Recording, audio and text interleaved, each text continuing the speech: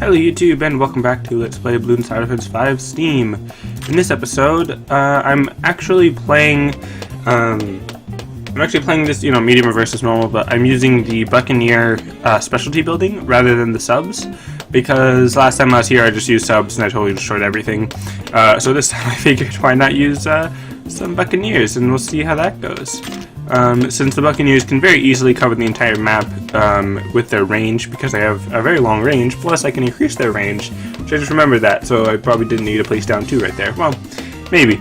I kind of probably did, but anyways, it's kind of early in the morning for me. Not super early, but it feels early because I stayed up late. So, and because I've got a lot of chores to do today for whatever reason, I'm only going to be recording these 2 episodes right now. I might try recording more episodes later today or just tomorrow, which means that the live stream on Tuesday, because this is Monday that I'm recording this, Tuesday, the 18th I think it is, the stream, if I do stream, might be a bit later just because of needing to record some more episodes.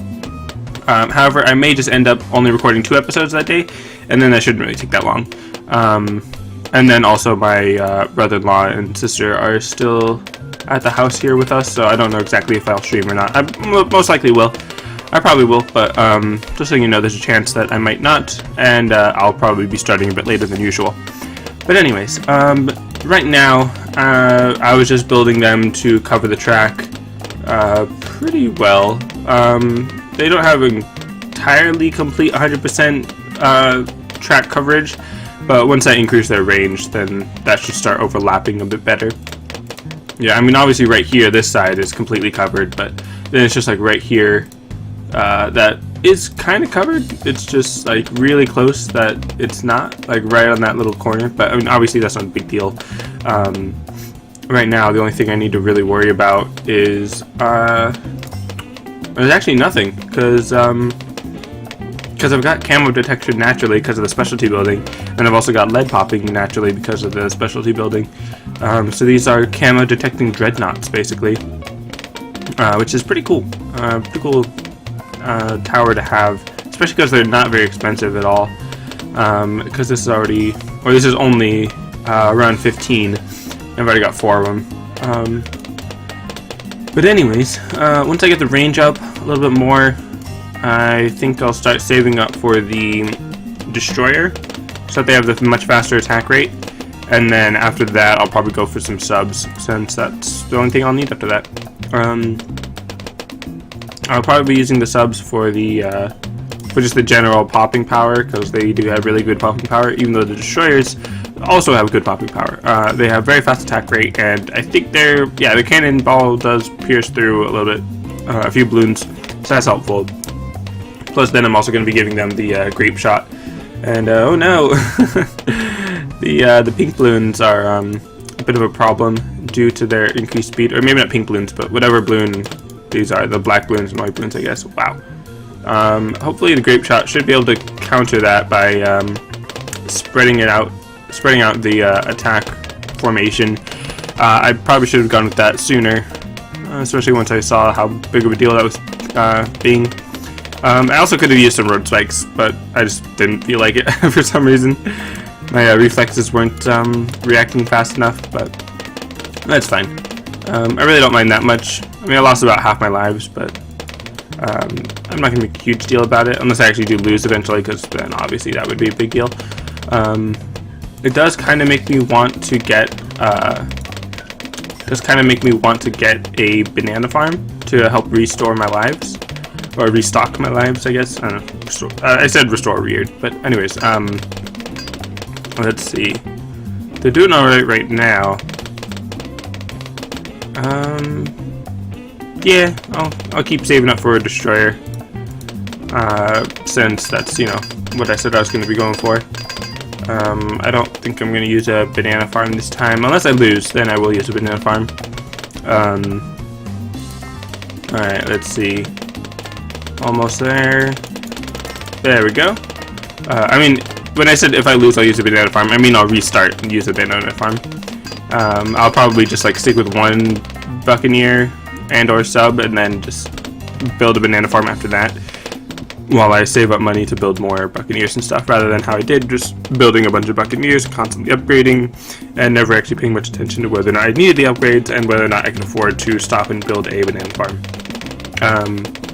But I think the thing with the destroyers, or specifically the Buccaneers, is I think I did need to keep upgrading them in order to keep up with the balloons. Obviously, I needed to get the grape shot before I got the extra range in order to keep up with those other balloons, but for the most part, the upgrades I needed, or the upgrades I bought, were kind of necessary. At this point, obviously, this one, or these two, aren't specifically that necessary, because this destroyer can take them all down, take all the balloons, but, you know, extra support is always nice, bit of a safety net, because this game is a little bit unpredictable, in the sense that, it's not always 100% easily accurate and predictable and all that to determine whether or not your defenses will be able to take on the balloons that are coming out, because if you've got one set of defenses that completely wrecks, and then you don't even see what the balloons you're up against are, then it's obviously going to be a bit harder to tell on a different defense whether or not you're going to be able to pop it. And my game sort of froze for a bit.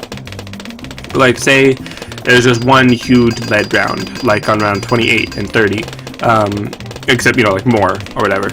If you've got like a ton of rings of fire and ice towers and wizard monkeys and all that near the beginning of the track, then obviously you can totally just I was gonna say annihilate. Oh, it's been a while since I've said that, but annihilate them. And then if you're doing the same track, and if because of your defenses you didn't even realize how many lead balloons there were, then if on the next time you go with like just a glaive ricochet or something, or like just a small sniper without much upgrades, then I don't know why you would do that. Or maybe if you had banana farm and you were going through there, then obviously you're not going to be able to get through the lead balloons. Basically, all of this is just saying I don't know what I'm doing half the time. I know specific rounds, but other than that, I'm just building because I think it'd be cool to build stuff. And nice, I actually survived that. Okay. I'm going to build a monkey sub right in the middle, because I can give it advanced intel, ballistic missiles, all that good stuff. And I have enough money to build another one, so let's do that. That's not what I meant to do. Okay, that's a little bit of a waste of money. Not a huge waste, because the subs are not very expensive, but that's fine. There we go, ballistic missile. And I know in like the previous episodes I've been asking which towers you want to see me use and whatnot. And Hyena was saying the glue gunners and ice towers, but on this track you kind of can't use glue gunners and ice towers very well. Obviously if you buy some special agents for the pontoons, you could, but that would kind of defeat the whole purpose of this map, and I'd prefer to actually use the water towers, because I really enjoy the water towers. I really enjoy the boats and the Buccaneers and the subs, because they're just really cool. And they're less expensive than you might think. I'm tireder than I think, which I know is not the correct way to phrase that, but still, it's how I phrase it, because it feels more accurate. But anyways, so yeah, on a round like this, when I'm just completely destroying these things, it can be kind of hard to gauge like what kind of balloons I'm fighting and what kind of defenses you really need when fighting these kinds of balloons. So then if you're playing with some other strategy, it would be harder to tell if your strategy is working or not. But anyways, it's gonna get 4 subs there, and then I don't really need to get Crow's Nest, because that would just grant camo detection to all the towers within its range. But the subs already have camo detection if they're using their advanced intel on an area that a tower with camo detection is detecting. Meaning, because these towers, or these Buccaneers, already have camo detection, and the subs are using advanced intel, then they by default have camo detection whenever it's within the range of the Buccaneers, and the Buccaneers do cover the entire track right now, so, you know.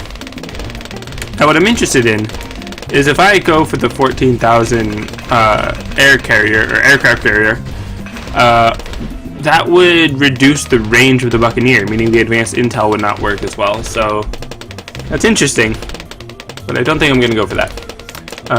And oh wow, 20,000. 20,000 for that. That is quite expensive. So, I mean, these defenses are pretty solid. Obviously, I'm sure they're not invincible or anything, but You know, I know I just said that I couldn't really use ice towers on this track, but I'm going to use one here, just in case of any stray balloons, because I did notice that whatchamacallit, that Moab did get kind of far, and I know I could just build more subs, but I want to throw down at least one ice tower, just in case. Like I said, a bit of a safety net. And then I could throw down a spike factory near the end, in order to have another safety net right there. And I want to be sure that it's closer to the left side of the track rather than the right side, because I don't want it to start throwing some spikes over on the front of the track, because that would be a bit useless. Not useless, but it would not be a safety net anymore. It would be more of the main attack force, which isn't necessarily a terrible idea, but it's not where my focus is for it.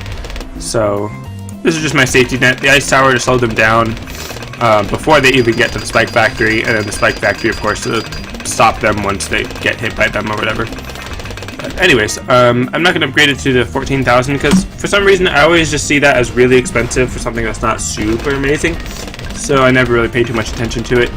I like the idea of having only 4 Buccaneers and 4 subs, so I kind of don't want to buy anymore, but let's see, I'm going to have them set to strongest so that they can try to focus a little bit more on the Moab class balloons, since those are a little bit more of a threat than the normal balloons. You know, that does mean that they're kind of well, for some reason this happens, where one of them is actually focused on a Moab of some sort, and the others are focused on something else, which I think has to do with the Moab actually being within the range of the tower in the middle, rather than using the advanced intel for the determination of it, but I'm not entirely sure how that works. Because I know the Moab has a larger hitbox, so from right here, maybe the BFB or the ZOMG might actually be within the range of the sub without the advanced intel, but then I don't know how that works for the regular Moab, because I don't think the Moab is actually that big, but oh well, that's fine. I mean, I did set them to strongest. I don't know exactly what their train of thought is for some reason. But anyways, now the trackers our round is almost over. I really don't think I need this spike factory, but just again, safety precaution, safety net, and all that. Putting down the Moab shredder spikes to be sure that any Moabs that get through to that point are going to be popped pretty quickly, even though any Moabs that do get to that point should already be popped pretty quickly due to all the other towers helping out with that. So yeah, totally unnecessary safety net. Maybe not 100%, maybe not 100% unnecessary, because the balloons did actually get into it a little bit near the end. But anyways, that's going to be it for this episode. Thanks for watching, and I'll see you next time.